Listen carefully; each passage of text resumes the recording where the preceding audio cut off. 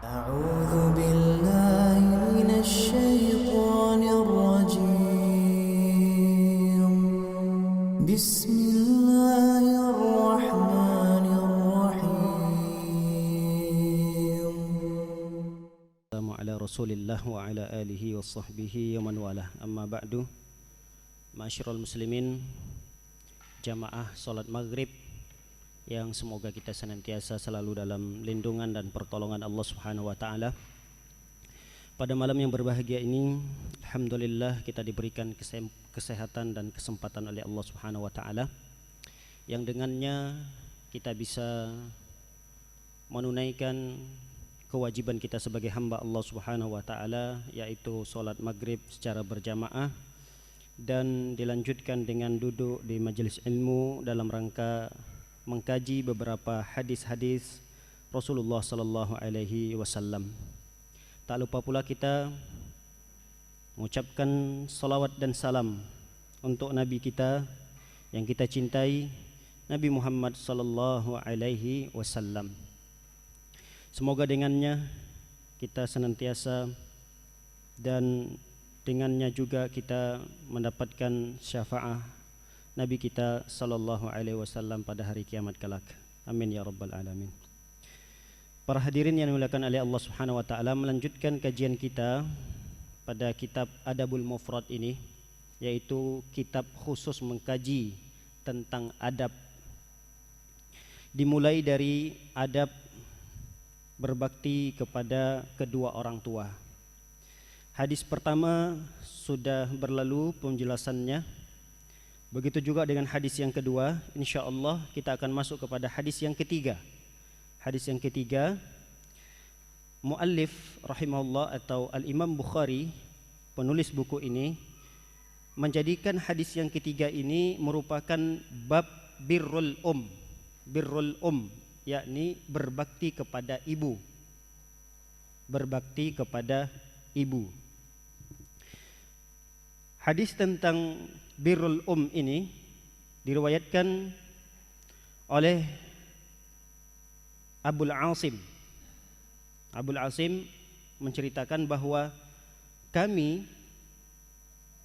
Abul Asim ini menceritakan kepada kami dari Bahz bin Hakim an abihi an jaddihi. Bahz bin Hakim mendapatkan hadis ini dari ayahnya. Ayahnya mendapatkan hadis ini dari kakeknya. Qultu, lalu aku berkata, ya Rasulullah, aku di sini maksudnya adalah Bahz bin Hakim. Ya Rasulullah, man abar? Wahai Rasulullah, siapa orang yang aku berbakti dengannya? Lalu Rasulullah SAW menjawab, ummak, ibumu. Qultu, aku bertanya lagi kepada Rasulullah SAW, man abar? Ya Rasulullah, kepada siapa aku berbakti? Diulangi lagi oleh Rasulullah SAW, ummak, kepada ibumu. Lalu aku bertanya yang ketiga kalinya, man abar? Ya Rasulullah, kepada siapa lagi aku berbakti? Lalu Rasulullah SAW menjawab dengan jawaban yang sama, yaitu ibumu, kepada ibumu. Qultu, yang keempat kalinya beliau bertanya lagi kepada Rasulullah sallallahu alaihi wasallam, man abar? Ya Rasulullah, kepada siapa aku berbakti? Rasul sallallahu alaihi wasallam mengatakan, abaka, kepada ayahmu. Summal aqrab fal aqrab, kemudian kepada yang terdekat dan yang terdekat dari kerabat. Hadis ini, para hadirin dimuliakan oleh Allah Subhanahu wa taala, memberikan beberapa pelajaran kepada kita. Yang pertama, kata para ulama, kedua orang tua kita, ayah dan ibu kita, sama-sama memiliki hak untuk kita berbakti dengan keduanya. Kecuali jika perintah ayah dan perintah ibu dalam waktu bersamaan, ayah minta kita ngerjain A, ibu minta kita ngerjain B pada waktu bersamaan. Maka siapa yang kita dahulukan dari perintah kedua orang tua ini, berdasarkan hadis ini kata para ulama adalah ibu kita. Namun bukan artinya kita tidak berbakti kepada ayah kita, tidak. Bukan itu maksudnya. Maksudnya adalah apabila perintah kedua orang tua kita pada waktu yang sama, sehingga kita tidak bisa nih mau mendahului siapa, ayah dulu atau ibu dulu, ayah dulu atau ibu dulu. Berdasarkan hadis ini kata para ulama bahwa dahulukan perintah ibu.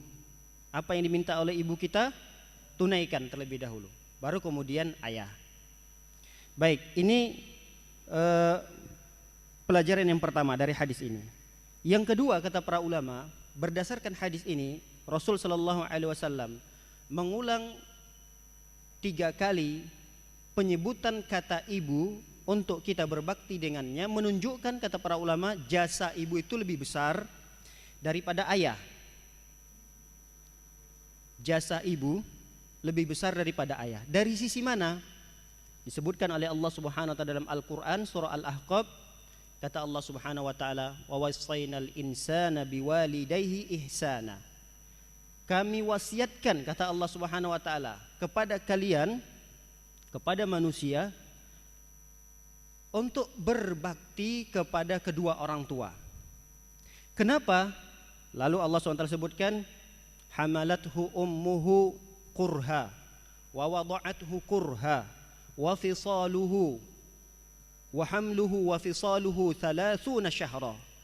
Ada 3 jasa besar yang dimiliki oleh ibu, yang jasa itu tidak dimiliki oleh ayah. Dalam Al-Quran ini disebutkan oleh Allah Subhanahu wa taala ada 3 jasa besar yang dimiliki oleh ibu, yang dengannya tidak akan bisa seseorang untuk mengganti atau membalas jasa ibu tersebut. Yang pertama kata Allah Subhanahu wa taala adalah hamalathu ummuhu kurha. Ibu kita mengandung kita, kita berada di janin ibu kita dalam kondisi ibu itu semakin lemah, semakin besar umur janin itu, semakin besar pula bayi yang ada di dalam perut ibu itu. Semakin besar akan semakin sulit, dan semakin sulitlah ibu kita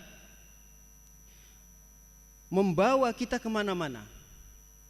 Beda dengan kita, kalau anak kita lahir, kita sebagai bapak, seberapa lama sih kita menggendong anak kita? Paling lama 1 jam, itu pun kadang sudah kita turunkan, nggak kuat. Beda dengan ibu kita. Ibu kita itu mulai dari, anggaplah beratnya janin itu sudah mulai umur 6 bulan 6 bulan, 7 bulan, 8 bulan, 9 bulan. Udah mulai 4 bulan itu ibu kita sudah mulai membawa kita kemana-mana. Dan itu dalam kondisi lemah, dalam kondisi kesulitan. Di samping itu ibu kita tidak hanya membawa kita dan mengandung kita dalam perutnya saja, tapi ada pekerjaan-pekerjaan rumah yang harus dikerjakan oleh ibu kita. Jasa ini tidak dimiliki oleh ayah. Yang kedua kata Allah Subhanahu wa taala, wa wada'athu kurha. Ibu kita yang melahirkan kita dalam kondisi lemah, dalam kondisi sulit. Dan ini bisa kita rasakan ketika kita menyaksikan istri kita sedang melahirkan. Dulu kalau kita di usia yang masih remaja, masih anak-anak, kita tidak merasakan bagaimana susahnya orang tua kita melahirkan kita, karena itu tidak pernah kita sadari. Tapi ketika kita sudah berumah tangga, lalu istri kita sedang hamil, lalu kemudian sampailah detik-detik istri kita melahirkan, sehingga kita diminta oleh istri untuk menemaninya sampai melahirkan. Detik-detik istri itu melahirkan, coba perhatikan apa yang terjadi pada istri kita. Luar biasa, sakitnya luar biasa. Nah, jasa ini tidak dimiliki oleh ayah. Oleh karenanya dalam sebuah kisah dijelaskan, ada seseorang tabi'in yang saking besarnya bakti kepada ibunya, dia membawa ibunya untuk mengerjakan ibadah umroh, dalam riwayat yang lain ibadah haji. Dari kampung halamannya dia gendong ibunya tersebut. Dia gendong dari kampung halamannya. Dan dalam riwayat diceritakan dari Yaman ini. Tabi'in itu dari Yaman. Ada yang mengatakan ini adalah cerita Uwais Al-Qarni. Ada yang menjelaskan ini cerita yang lain. Tapi intinya dari kisah ini adalah seorang tabi'in ini menggendong orang tuanya, ibunya di saat itu, untuk melaksanakan ibadah haji dari negeri Yaman. Dari negeri Yaman ke Mekah ini bukan 100 kilo, 200 kilo. Ratusan kilo jumlahnya yang harus ditempuh oleh sang anak ini. Sampailah ketika masa haji di Mekah. Dalam kondisi ibunya tetap digendong. Tawaf digendong, sa'i digendong. Lalu tabi'in ini berjumpa dengan Ibnu Umar dan bertanya, "Wahai Ibnu Umar, inilah bakti saya kepada ibu saya semasa saya hidup dan semasa ibu saya hidup. Apakah yang saya lakukan ini sudah dapat membalas jasa ibu saya?" Kata tabi'in ini bertanya kepada Ibnu Umar, seorang sahabat. Kata Ibnu Umar, "Belum. Apa yang kamu lakukan ini belum dapat membalas jasa ibumu. Bahkan satu hentakan atau satu jeritan ibumu di saat melahirkanmu itu belum terbalaskan olehmu dengan kamu menggendong ibumu dari Yaman sampai ke Mekah, itu belum bisa kamu balas." Makanya kata Allah Subhanahu wa taala, "Wa wada'athu kurha." Ibumu di saat kamu melahirkan itu dalam kondisi yang sangat sulit. Bahkan tidak sedikit seorang ibu yang meregang nyawa untuk melahirkan anaknya. Dia ingin anaknya selamat, anaknya sehat, walaupun dia harus mengorbankan dirinya. Dan ini bukan satu dua ibu yang seperti ini. Bahkan hampir semua ibu, sebagian besar ibu, biarlah anaknya yang selamat lahir ke dunia dan nyawanya menjadi taruhan. Makanya Rasul sallallahu alaihi wasallam mengulang-ulang kalimat ini agar kita sebagai anak lebih mendahulukan bakti kita kepada ibu kita. Ibu kita, ibu kita. Ada jasa yang dimiliki oleh ibu kita yang ketiga, yang tidak dimiliki oleh manusia manapun di dunia ini, bahkan ayahnya sendiri, yaitu kata Allah Subhanahu wa taala, "Wa hamluhu wa fisaluhu 30 syahra." Ibu kita itu mengandung kita sekaligus menyusui kita selama 30 bulan. 30 syahra, 30 bulan. Oleh karenanya para ulama mengatakan menghitung 3 bulan ini dari mana? Dari usia, terkadang anak itu bisa lahir umur 6 bulan. Jadi paling cepat anak itu bisa lahir 6 bulan. Walaupun dalam bahasa kita adalah prematur. Tapi 6 bulan itu bisa. Janin itu sudah bisa keluar dalam kondisi hidup, bisa. Jadi kalau hitung kondisi anak itu dilahir 6 bulan, kemudian masa menyusui yang baik itu adalah 2 tahun. 2 tahun, berarti jumlahnya berapa bulan keseluruhannya? 2 tahun berapa bulan? Berapa? 24 bulan. Ditambah kalau anak itu paling cepatnya lahir berada di janin itu 6 bulan. Berarti total berapa bulan semua? 30 bulan. Kata Allah Subhanahu wa taala, "Wa hamluhu wa fisaluhu 30 syahra." Kalian itu dikandung, berada di kandungan ibu kalian, dan kalian disusui oleh ibu kalian selama 30 bulan. Bahkan ada yang lebih daripada itu. Anggaplah normalnya seorang itu lahir 9 bulan. 9 bulan ditambah lagi masa menyusui yang bagus itu adalah 2 tahun, berarti sekitar 30 bulan lebih. Nah, 30 bulan lebih ini jasa yang luar biasa yang diberikan oleh ibu kita. Yang jasa ini tidak akan didapatkan oleh kita dari siapapun di muka bumi ini kecuali dari ibu kita. Oleh karenanya luar biasanya Rasulullah sallallahu alaihi wasallam mengatakan kepada kita bahwa yang paling berhak untuk kita berbakti dengannya adalah ibu kita, ibu kita, ibu kita. Namun sekali lagi jangan salah pengertian bahwa ayah kita tidak perlu dan tidak wajib untuk kita berbakti dengannya. Tidak. Ayah tetap wajib untuk kita berbakti dengannya. Para hadirin yang dimuliakan oleh Allah Subhanahu wa taala. Lalu kemudian hadis ini juga memberikan pelajaran kepada kita. Yang keempat tadi Rasulullah SAW mengatakan kepada ayahmu. Ya Rasulullah, kepada siapa lagi aku harus berbakti? Kepada ayahmu. Ini menunjukkan bahwa ayah juga termasuk orang yang wajib kita berbakti dengannya. Lalu summal aqrab fal aqrab, kemudian kepada karib kerabat yang terdekat, kemudian yang terdekat. Jadi kalau ayah kita sudah meninggal dunia, ibu kita sudah meninggal dunia, tentu kan ibu punya saudari bibi kita. Ayah kita juga punya saudara. Maka dalam hal ini yang lebih kita utamakan untuk bersilaturahmi dengannya adalah bibi kita dari saudara ibu kita. Bibi kita dari saudara ibu. Kalau bahasa Arabnya khalah. Jadi dalam bahasa Arab itu bedakan bibi dari saudari ibu dengan bibi dari saudara ayah. Kalau kita kan sama-sama bibi, tapi dalam bahasa Arab beda. Kalau dalam bahasa Arab saudari ibu itu disebut dengan khalah. Yang belajar bahasa Arab mungkin paham insyaallah. Kalau dia bibi dari saudara ayah namanya ammah. Ammatun. Kalau dari bibi sebelah ibu khalatun. Jadi khala itu manzilatul kata para ulama. Bibi saudari ibu ini itu kedudukannya adalah seperti ibu kita. Maka kalau kita ingin bersilaturahmi, siapa yang dulu kita utamakan? Ya bibi dari saudarinya ibu kita tadi. Fal aqrab, summal aqrab fal aqrab. Kemudian yang paling dekat dan paling dekat. Ini yang dimaksud oleh Rasulullah sallallahu alaihi wasallam. Baik, kita masuk kepada hadis yang keempat. Al-Imam Bukhari membawakan hadis Sa'id bin Abi Maryam menceritakan kepada kami ini maksudnya kepada Al-Imam Bukhari dan murid-muridnya dan teman-temannya yang lain yang seangkatan dengan Imam Bukhari. Sa'id bin Abi Maryam menceritakan kepada kami, kata Imam Bukhari. Sa'id ini berkata, Muhammad bin Ja'far bin Abi Katsir menceritakan pula kepada kami. Qala, beliau berkata, akhbarani Zaid bin Aslam.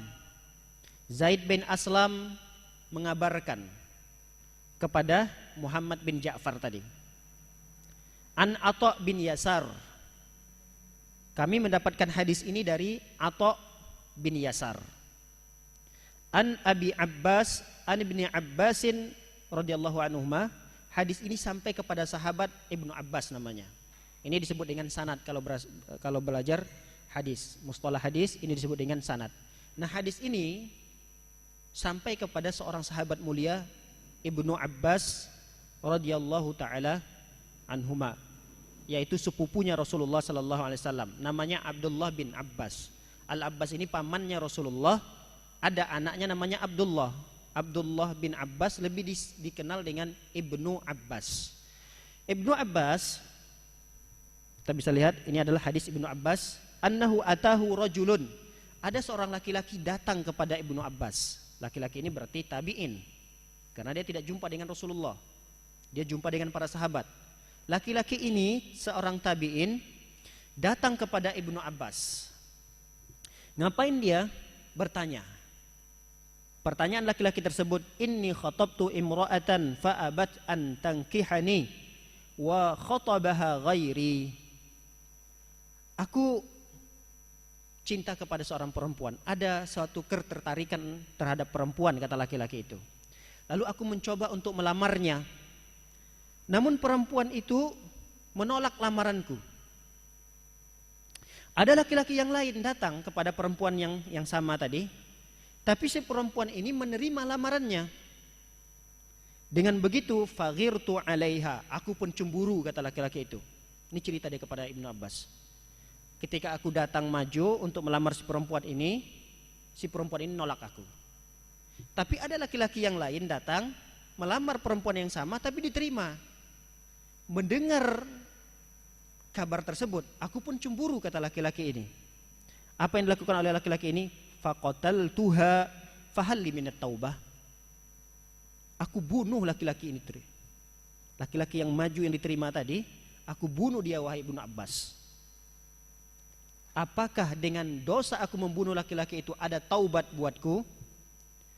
Lalu Ibnu Abbas pun menjawab. Apa jawaban Ibnu Abbas? Ummuka hayyah? Apakah ibumu masih hidup? apakah ibumu masih hidup? Kata Ibnu Abbas. Qala la. Wahai Ibnu Abbas, ibuku sudah meninggal dunia.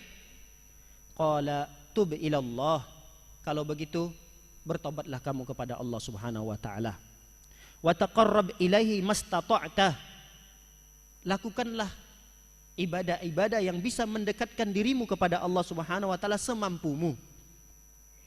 Lalu laki-laki itu mengatakan, fazahabtu fasa'altu Ibnu Abbas. Lalu aku pun pergi seraya bertanya kepada Ibnu Abbas. Lima sa'altahu an hayatin an hayati ummihi. Wahai Ibnu Abbas, kenapa kamu bertanya kepada laki-laki tersebut tentang apakah ibunya masih hidup? Kata Ibnu Abbas menjawab, inni la a'lam amalan aqrabu ila Allah azza wa jalla min birril walidah. Aku tidak tahu, kata Ibnu Abbas, satu amalan yang paling bisa mendekatkan diri kepada Allah melainkan berbakti kepada ibu. Lihat, Ibnu Abbas mengatakan, aku tidak tahu, kata Ibnu Abbas, aku tidak tahu satu amalan yang lebih mendekatkan diri, maksudnya ibadah yang sangat dekat kepada Allah Subhanahu wa taala. Kan banyak ibadah yang lain. Ada puasa sunnah, ada tahajud, ada sedekah, banyak ibadah-ibadah yang lain. Tapi aku tidak tahu, kata Ibnu Abbas, amalan yang paling bisa mendekatkan seorang hamba kepada Allah kecuali berbakti kepada ibu. Nah, para hadirin dimuliakan oleh Allah Subhanahu wa taala. Hadis ini memberikan pelajaran yang besar kepada kita.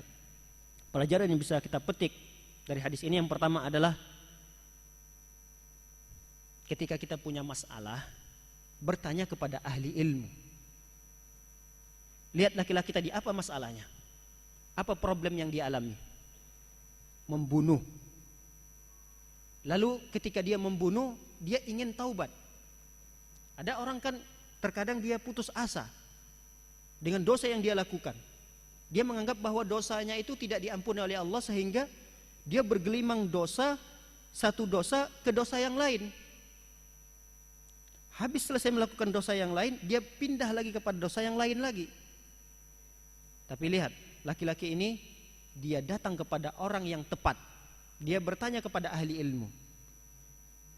Karena ada pada riwayat yang lain diceritakan, ada seorang yang maksiat juga, pembunuh, datang kepada orang yang tidak tepat, minta fatwa, bertanya kepada orang yang tidak tepat, bukan ahli ilmu, tapi memang ahli ibadah.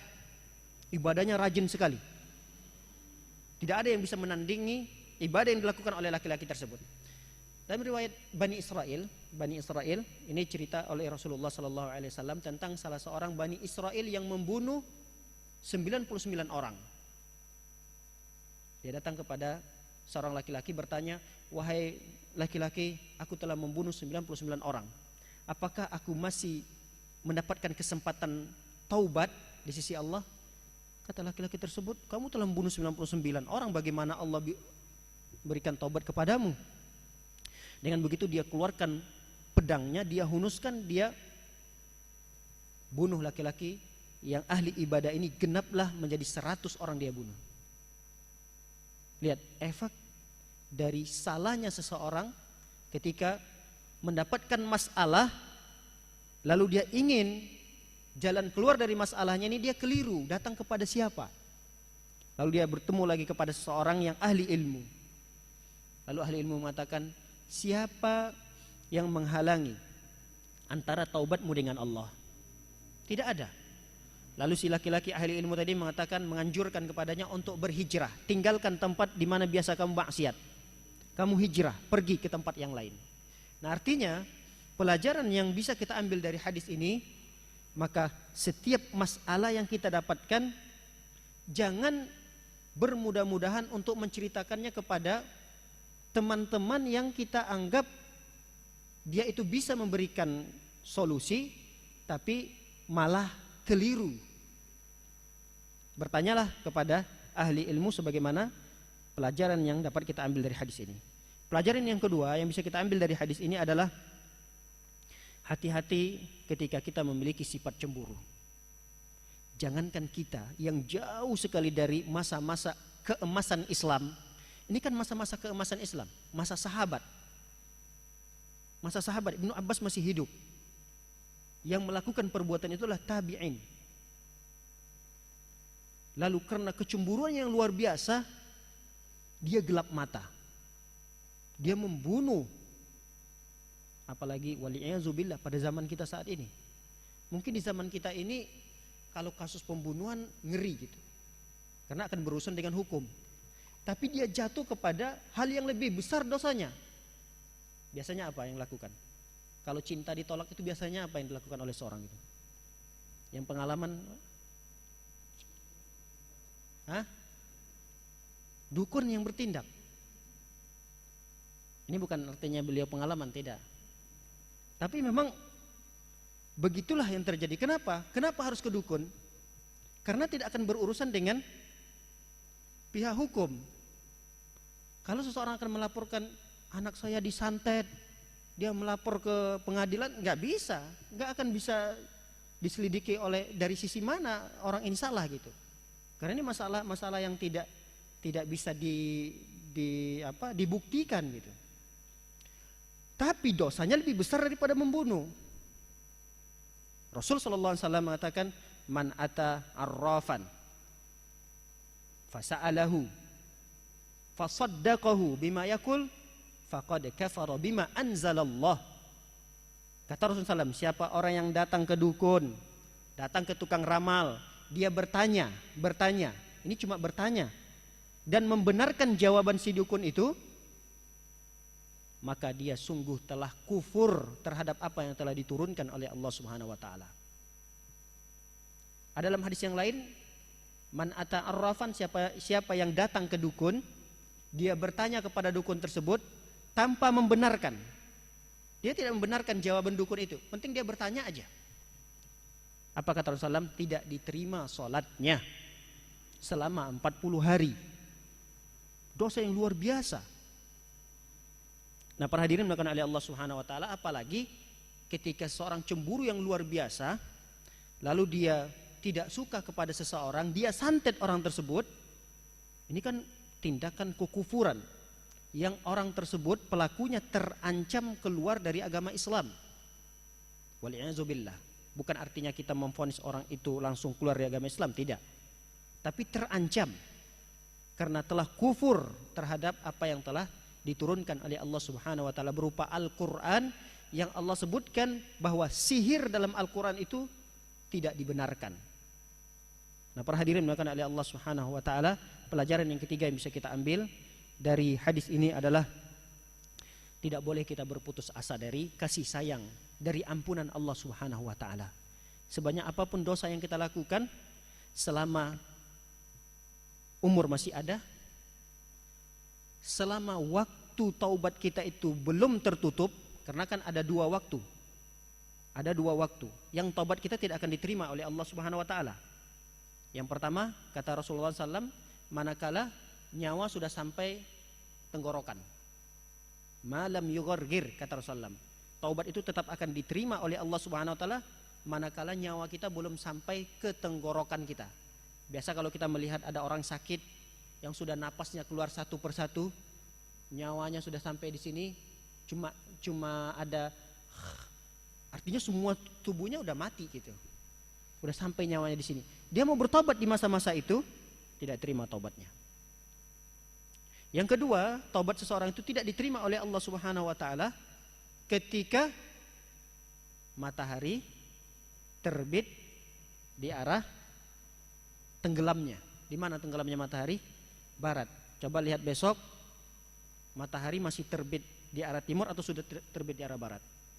Kalau masih terbit di arah timur, maka kesempatan kita untuk bertaubat kepada Allah masih luas. Pintu taubat Allah masih terbuka luas, 24 jam. Kita berdosa di malam hari, di siang hari Allah masih bukakan pintu taubat. Kita berdosa di siang hari, di malam hari Allah masih tetap bukakan pintu taubatnya. Baik, pelajaran yang berikutnya yang bisa kita ambil adalah bahwa birrul walidain ini adalah ibadah yang sangat agung, ibadah yang sangat besar. Saking besar dan agungnya ibadah ini bisa menghapus dosa-dosa yang kita lakukan. Makanya dalam hadis yang lain Rasulullah sallallahu alaihi wasallam mengatakan, wa atbi' as-sayyi'atal hasanata tamhuha, kata Rasulullah sallallahu. Ikutilah perbuatan jahat kita, maksiat yang kita lakukan, ikuti maksiat itu dengan perbuatan baik. Kita punya maksiat, kita punya kesalahan, kita punya dosa. Tapi kesalahan dosa kita ini kita harus ikuti dengan ibadah. Dan ibadah yang sangat agung yang saat ini bisa kita lakukan, apalagi orang tua kita masih hidup, adalah dengan berbakti kepada keduanya atau salah satu di antara keduanya. Karena dengan begitu insya Allah mudah-mudahan dosa kita bisa diampuni oleh Allah Subhanahu wa ta'ala. Baik, hadis yang kelima. Hadis yang kelima dari bab berbakti kepada kedua orang tua ini. Hadis yang kelima ini dibuat judulnya oleh Imam Bukhari adalah berbakti kepada ayah. Kalau tadi dua hadis yang kita sudah bacakan berbakti kepada ibu, kalau hadis yang kelima ini adalah berbakti kepada ayah.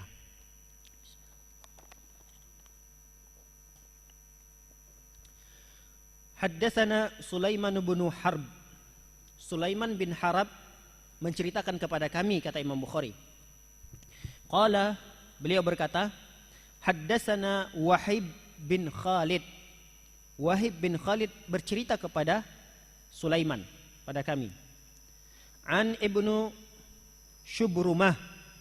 Hadis ini dari Ibnu Syubrumah. Ibnu Syubrumah berkata, sami'tu Aba Zur'ah, aku mendengar Abu Zur'ah an Abi Hurairah, dari Abu Hurairah. Jadi hadis ini sampai kepada sahabat Abu Hurairah. Intinya hadis ini diriwayatkan oleh Abu Hurairah radhiyallahu taala anhu. Abu Hurairah berkata, qila, Rasulullah SAW pernah ditanya, ya Rasulullah, man abarru, wahai Rasulullah, siapa orang yang aku berbakti kepadanya? Kata Rasulullah menjawab, ummaka, kepada ibumu. Lalu yang kedua kalinya bertanya dengan pertanyaan yang sama, dijawab oleh Rasulullah, ibumu. Yang ketiga juga ibumu. Yang keempat adalah ayahmu. Nah, hadis ini termasuk dalam golongan bahwa termasuk ayah adalah orang yang kita wajib untuk berbakti kepadanya. Kenapa? Karena pertama dijawab oleh Allah Subhanahu wa taala, ayah itu adalah ar-rijalu qawwamuna 'alan nisa. Ayah itu adalah pengayom, pelindung, pemimpin di rumah tangga. Rumah tangga kalau tidak ada pemimpin kacau. Kalau semua memimpin di rumah tangga, boleh memimpin, artinya semua orang boleh memimpin di rumah itu. Anggaplah di rumah itu ada 10 orang. 10 orang ini semua memimpin, kacau rumah tangga. Istri pengen jadi pemimpin, suami pengen memimpin di rumah itu juga, anak-anaknya pengen jadi pemimpin. Terus siapa yang harus dipimpin? Semua pengen ngatur. Lemari ini taruh di sini aja. Oh enggak, kata anaknya, taruh di sini aja, taruh di sini aja. Jadi kacau semuanya. Oleh karenanya ayah itu sebagai pemimpin yang mengayomi, yang membimbing keluarganya. Jasa inilah yang menjadikan ayah itu wajib untuk kita berbakti kepadanya. Karena beliau adalah qawwam. Qawwam itu pemimpin, pembimbing, mengayomi, menjaga. Itulah tugas ayah. Yang kedua, kenapa ayah ini wajib kita berbakti kepadanya? Dilanjutkan oleh Allah Subhanahu wa taala, bima faddalallahu bihi wa bima anfaqu. Karena ayah ini juga memberikan nafkah. Karena nafkah keluarga itu kan yang wajib memberikannya adalah ayah. Kalau tidak nafkah itu dinaikkan oleh ayah, tidak diberikan oleh ayah kepada kita sebagai anaknya, sebagai ibu sebagai orang tua kita misalnya, maka kita mau belanja apa, mau makan apa di rumah. Nah, dengan jasa ayah bekerja di luar, hasil dari pekerjaan itu menghidupi kita sebagai anaknya, menghidupi istrinya sebagai ibu kita, maka dengan begitulah ayah ini juga wajib untuk kita berbakti kepadanya. Hadis yang keenam, kita tidak berpanjang lebar dengan hadis yang kelima ini karena hadis ini sudah semakna dengan hadis yang kita bahas tadi pada hadis Bahz bin Hakim, sama hadisnya. Baik, hadis yang keenam, hadis ini kita singkat bahwa Abu Hurairah, hadis ini sampai kepada sahabat Abu Hurairah radhiyallahu ta'ala anhu. Kita tidak bacakan sanadnya, sanadnya hampir satu baris, hampir dua baris. Intinya hadis ini sampai kepada sahabat Abu Hurairah radhiyallahu ta'ala anhu. Kata Abu Hurairah bercerita, ata rajulun Nabiyallahi sallallahu alaihi wasallam. Ada seorang laki-laki datang kepada Nabi sallallahu alaihi wasallam. Faqala, lalu laki-laki itu berkata, ma ta'muruni ya Rasulullah, apa yang engkau perintahkan kepadaku? Kalau kita ada perintah ya Rasulullah, ada perintah ya Rasulullah untukku? Kata Rasulullah, birru ummika, birra ummaka, berbaktilah kepada ibumu. Lalu laki-laki itu bertanya kembali, ya Rasulullah, ada perintah yang lain? Dijawab oleh Rasulullah, berbakti kepada ibumu. Lalu laki-laki ini bertanya lagi, ya Rasulullah, ada perintah lain ya Rasulullah? Berbakti kepada ibumu. Yang keempat kalinya, ya Rasulullah, ada perintah lain? Berbakti kepada ibumu. Sampai 4 kali. Kalau tadi hadis yang pertama Bahz bin Hakim, hadis Abu Hurairah yang kita baca tadi, itu kan 3 kali.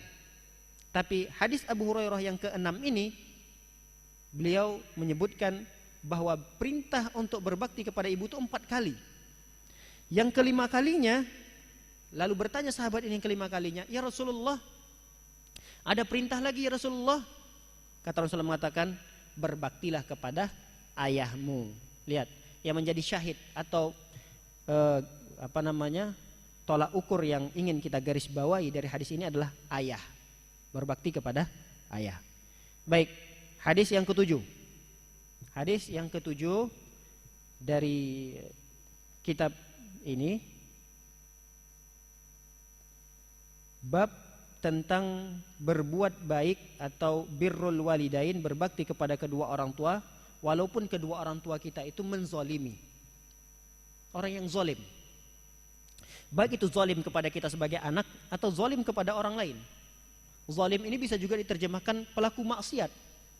Jadi orang tua kita ini bukan orang yang soleh gitu.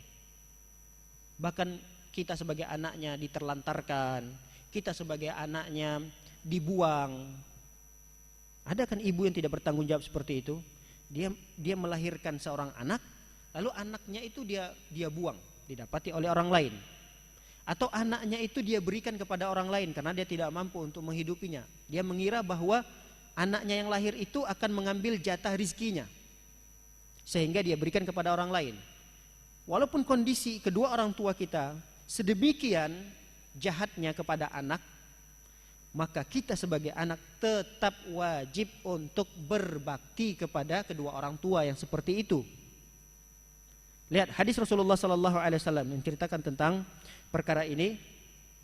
Haddatsana Hajjaj, kami diceritakan oleh Hajjaj. Hajjaj berkata, haddatsana Hamad. Hamad menceritakan kepada kami. Hamad ini namanya Ibnu Salamah. An Sulaiman At-Taimi, dari Sulaiman At-Taimi. An Sa'id Al-Qaisi, dari Sa'id Al-Qaisi. An Ibnu Abbas, hadis ini diriwayatkan oleh sahabat Ibnu Abbas radhiyallahu taala anhuma. Ibnu Abbas berkata, ma min muslimin, ini bukan hadis dari Rasulullah SAW, tapi ini perkataan daripada Ibnu Abbas.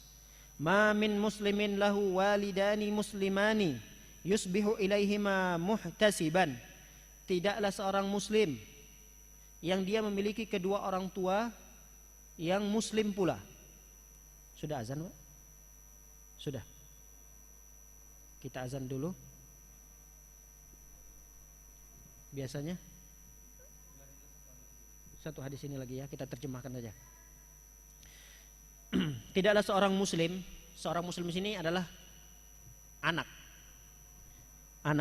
Tidaklah seorang muslim, seorang anak muslim yang dia memiliki dua orang tua yang muslim, lalu dia berbuat baik kepada kedua orang tuanya, illa fatahalahu Allahu babaini, kecuali Allah akan bukakan baginya dua pintu.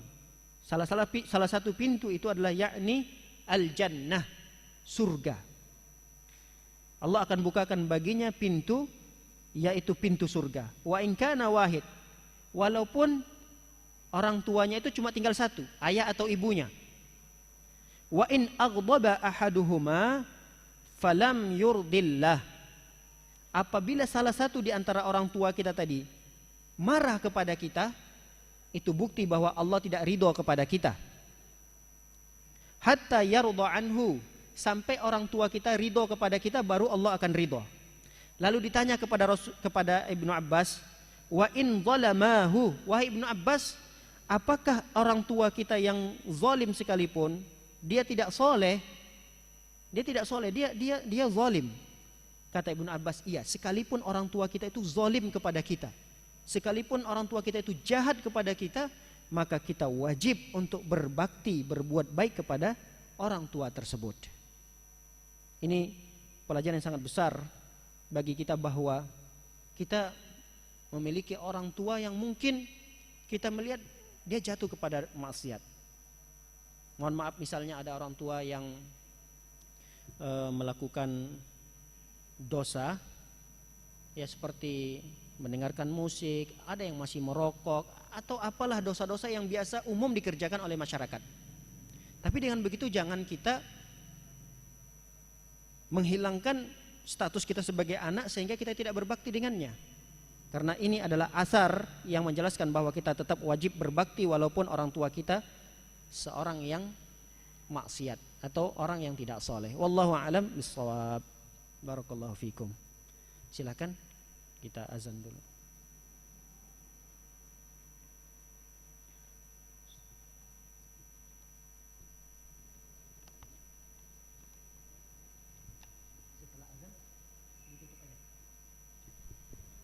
Baik, mungkin setelah azan nanti kita tidak ada tanya jawab, tidak ada lagi lanjutan materi. Kita sampai di sini saja. Kita tutup majelis ini dengan baca kafaratul majelis.